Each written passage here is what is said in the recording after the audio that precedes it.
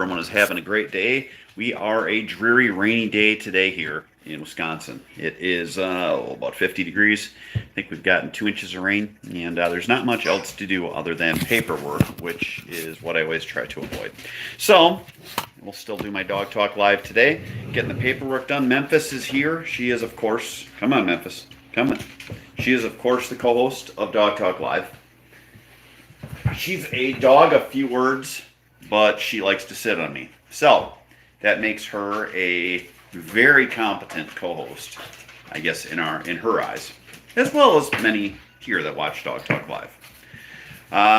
We are really hitting a hopefully a trend where we are going to warm up, and I can get our training done here on our dogs. Always hate seeing as we get into spring. I hate wasting days. It seems like there's so many wasted days where it's cold and rainy, but at the same time, that's why God made weekends, so that you can work on stuff then. When you pop in, please let us know where you're from. We got Connecticut checking in here on YouTube. We got Oregon. We got Wisconsin checking in on Facebook. And we need questions today. Let's see some questions. We got Grand Rapids, Michigan, or Minnesota. Sorry, I was going to say Michigan. Minnesota checking in. Let me know what questions you have. Let us know where you're from, and we will go from there. I hope everyone's having a wonderful day. It is, again, challenging weather to get out and do training. I always have some little things that I do on days like today. I take the dogs out, let them have fun, let them splash around in the water, and while they're doing that, I actually train them with shooting a 209 primer pistol loader. So, gun introduction while they're playing. They are running around like goofballs. I'm not putting any pressure on them at all. I've got them all out there at once, and I'm shooting, and they never hear the shot. They run around like goofballs, and they are having so much fun that they just never hear it. So it is useful on a day like today. YouTube, someone just told me that has bought a puppy for me. I should drain the water off my property. I wish I could, but when you live in a wetland, it is usually wet. Hence the name Soggy Acres Retrievers. Works out well. I wanted to talk to everyone about puppies because I have been getting just deluged by people that are looking for puppies. Remember to make sure that you are getting a good puppy with all the health from a good, reputable breeder. It is so busy right now that you're more than likely, if you're looking at getting a puppy now, you are probably looking at not getting one now. You're looking at getting one from a reputable breeder sometime mid to late summer into fall. We've got, to give you an idea, 1 litter on the ground, 2 litters that are bred and sold, and then we got 3 prospective litters that we're going to breed that'll be ready this fall for take home, and everything is sold. Except for we've got 3 spots left in our yellow litter. Keep that in mind. Make sure that you're making a good, informed decision so that you are getting yourself a good quality puppy. Remember, the cheapest part of the dog equation in its life is the purchase price. You are going to spend so much more later on, and if you get a dog that has health issues, temperament issues, drive issues, you're going to look at it and go, my goodness, I wish I would have invested on the front end and got myself a good quality pup. So with that said, we got Nebraska checking in. Howdy, howdy, Mr. Hall from Rhinelander. Pippa's pups are without the mom who teaches the doggies. That would be me, Mr. Hall. I am working developer. Puppies are doing great. It was what Jeff is referencing. We had a mother that got very sick, and she ended up just about dying, actually. We had to take her from the litter for her safety. With that, had to work with the puppies and get them on solid food, and also make sure they were supplemented so that they had what they needed as far as nutrients. There's other things that go into it as far as making sure that they are in a good worming schedule, because you want to make sure that you are taking care of any parasites, and then it's just keeping an eye on them and making sure that they're developing properly and that they are getting what they need. In the big scheme of things, they absolutely are. They're doing awesome, and they are growing like weeds. So we're past the point of concern as far as having a litter that is without mom at this point. They are going to be fine. Now is the time that they would be on food generally if mom was still there. So it was a little stressful to begin with, but overall, they're doing great.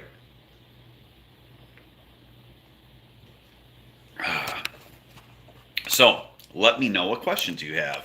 Ryan Miller asks, let's see, have a lab that was weaned a week after a week due to the mom having a medical problem. She's now 3, went to breed her, and she's still a good mom. Yeah, Ryan, when it comes down to it, a lot of that stuff is instinct. The first litter that a dog has, you usually have to watch them because they will at times not know what's going on, and they drop a puppy, and until that puppy starts nursing on them and a couple more are born, they really don't know what to do. So I always make sure that with new litters that I am out with them so that you are making sure that they are healthy and happy and doing well.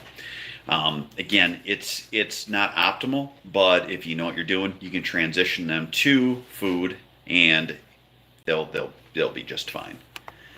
All right, let's see. Les Sonnenberg. How we doing, Les? Good to talk to you, man. You got to stop by sometime. We can socially distance together and talk dogs.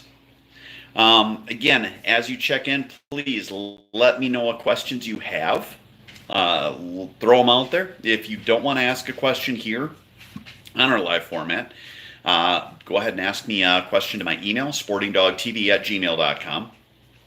And if you're watching this after the fact, I always come back and check.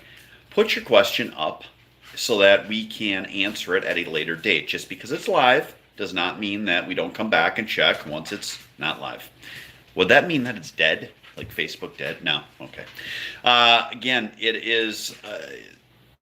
we try to do this so that everyone has a little bit of distraction from everyday life. I also try to do it because I want people to get involved in the sport that I love and be productive, have their dogs have structure and get along great in the family. Get involved in outside activities with your dogs, whether it's competition or hunting. Hunting season cannot get here soon enough. I know it's turkey hunting, but I'm just not a huge turkey hunting guy. I am so looking forward to teal season. I've got my couple of honey holes that I found last year for teal, and hopefully this year we will not get as flooded so that we can actually do some big duck season. This last year, the property that I own, where I would predominantly duck hunt on, we got like 5 inches of rain and it just killed us again. It was, I don't know how many years in a row we're going to get hammered with rain.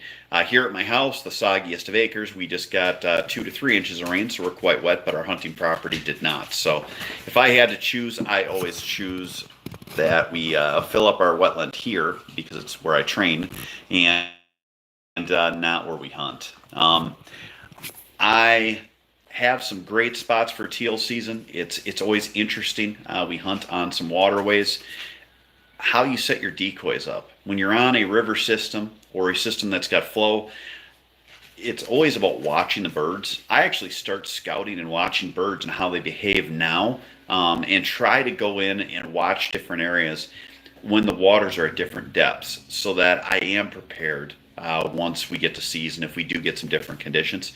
When I hunt river systems, a lot of times I will put my decoys on the far side of the stream or river so that it pushes the dogs towards me, or the birds toward me, and then they're easier to get shooting at. And the thing I like about that too, it pushes it toward you. When you do drop them, they don't drop in cover. I hunt a lot of cattail type marshes, and that is so brutal on the dogs if those birds fall out in those marshes. You have heavy cover, very hard scenting, and a lot of times the ducks are diving and popping up, and they're going under those cattail mats, and it is just a very, very tough thing to not lose birds when you have those kind of conditions. All right, I'm being hammered by dogs here. My 2-year-old lab is going through a false pregnancy. Believe whining, crying, carries a toy around. Any advice I need to know? Michelle, no, I've had a couple of dogs go through that. Just distraction. Get them out, exercise them, run them around. A false pregnancy is kind of sad. I had one that went through. How we got her over that, we went to our other hunting property, drove 4 hours north, and had her running around outside. Eventually, she forgot that she had a litter of toys. All right. Hi, Jeff. Do I still have time to order a sweatshirt? Yes, you do, Mr. McCoy. I'm going to put the order in probably tomorrow. So go ahead and get that to me as soon as you can. If you don't have the form, email me and I will get you the form. Michelle, she needs to be spayed. I've had labs before. I've never seen this in them. It's not common. False pregnancies are not very common, but I've seen in my years two. Again, one was where the dog actually got milking. The other one was after she got spayed, her hormones went all over the map, and she just acted like she was pregnant. All right. Annette is checking in from New York. We got Bob checking in from Pennsylvania. Good to see you guys all here. Great questions. Keep them coming. Dog Talk Live. If you haven't been on our Dog Talk Lives, the rules are you have to let us know where you're from. Let's see. Now we got, does the size of the parents always determine the size of the puppy? Sadie Jane's parents are Pickett and Memphis Belle. Mark asked on YouTube, does the size of the parents determine the size of the puppy? Generally, yes. Mark's litter, he got a puppy for me, and that litter had a 83-pound male and a 50-pound female. So you're getting a pretty wide range on that. I will tell people, like, if you have a dog that's a female that's 50 pounds and a male that's 60, 65 pounds, they're going to be on the smaller side. You may end up with a bigger version, but should be in that range of 50 to 55 pounds. I wouldn't think more than 60, Mark. Let me know what your dog is at now and let me know what age she is at. She's got to be getting up there in age a little bit here. Let's see. We've got. All right. I'm looking at YouTube, checking questions. Now I'm on. What size crate do you recommend for a golden retriever female? John, I like wire. I guess that depends on what crates you're using, inside or outside. I've got the medium from Lucky Duck for traveling. That is big enough so the dogs can lay down comfortably. Not necessarily where they can stand up, but when we're traveling, I don't want them standing. I will get a large or an extra large wire crate for in the house if we have dogs, so that if they're going to be in something longer term, they have room to move around and to possibly even play and chew on a bone. But I guess it would depend on what you're using it for, whether it's out in a vehicle traveling, out of everyone's hair in the house, or at night, or when you're away. All right. How much exercise do your pregnant dogs get?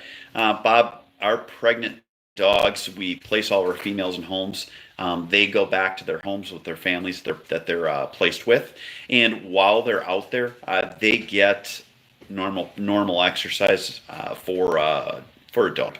I always tell people, if you are going to hunt them, and tell our people if you're going to hunt them, that's fine, but try to keep it at like an hour and then give them a break. Make sure they are hydrated. That is a very important thing, and just don't overdo it until they get to be about 45 days. Gestation is 61 days, but until they get to be about 45 days, they aren't huge. They aren't that much bigger. I do have one female due this weekend that looks like a small hippo. I would not run her around. I would imagine she would hurt herself as big as she is. Hope that helps with that. Let me check our YouTube here. YouTube. All right, Mark, she's shot 11 months and sitting at about 63. I would think, Mark, that she will probably be around that size. I would check and make sure that you can barely see her last rib. When you rub her sides, that you can feel her ribs when you're petting her. You want to make sure that dogs aren't at too high of a weight. Memphis is 50. Think of it as how many, probably 10% overweight. Think of it that way, and then think of it according to a human. That would be like myself carrying an extra 20 pounds. So if she had 10 pounds on her, that'd be like me carrying an extra 40 pounds.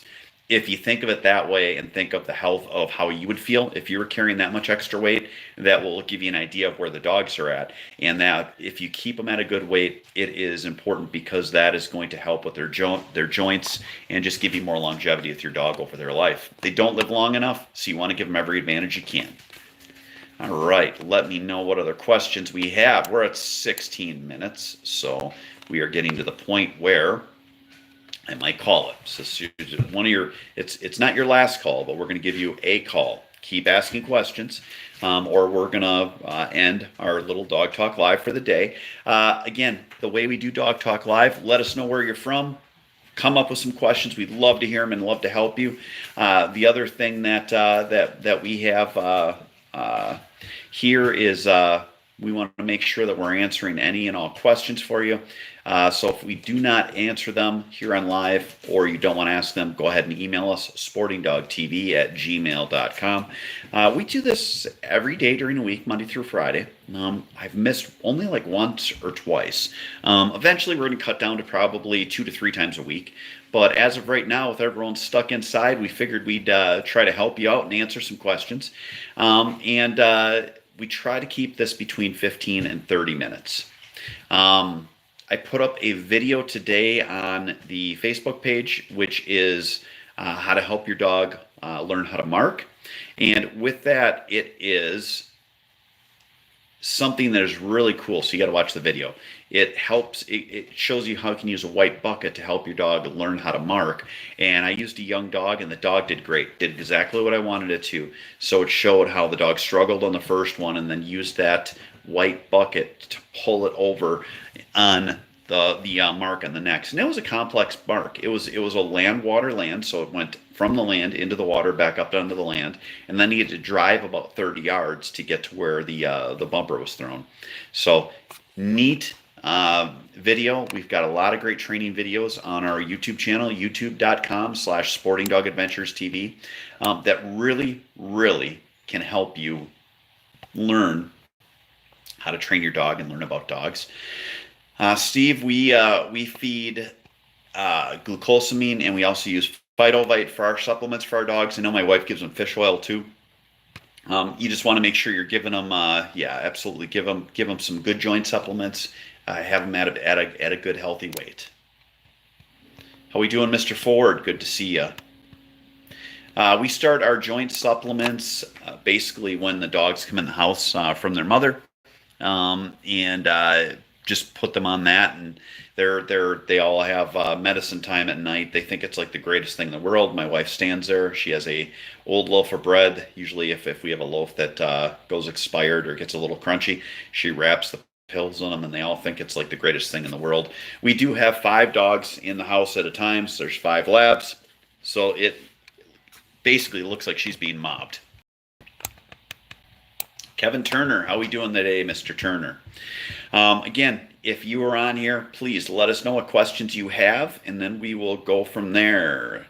Thank Kate for the pumpkin and bone video, Mark says. Yes, Kate also has a great video on taking sterilized bones that you get where they're filled. They're fairly expensive. You can actually refill them. My wife will take pumpkin. She will put pumpkin into the bones, and then she freezes them, and the dog's got a great healthy treat, and it's reusing something that is here. And then the dogs all will, because those bones have a little tiny bit of pumpkin in them, they will think those bones are the greatest thing in the world for like the next week. So it's kind of an easy way to reuse something so you don't have to keep rebuying it. Well, that is going to end. Oh, hold on. All right, we got a net pull listening in from New Zealand. Just milked cows this morning. Your GSP loves cow milk.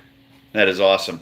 New Zealand checking in. Again, it is always cool to see where we can talk to dog enthusiasts all over the world and just have a nice quality conversation. Let's see. What's the best food for labs that's healthy, not filled with junk? Michelle, we feed American Natural Premium. Purina Pro Plan's a good food. Eukanuba is a good food. Iams is a good food. Fromm is a good food. There are a lot of good foods that are at a good, all about at the same level. There's a lot of foods that are very expensive that you can feed. Ishnook and Red Paw are sled dog foods, so those are going to have less filler in them. But if you stay basically at the level where you can buy it at Petco or PetSmart, you're going to be getting a good food from somewhere like that. If you can buy it in a grocery store, generally the foods that are in grocery stores are going to have more filler and be a lower quality.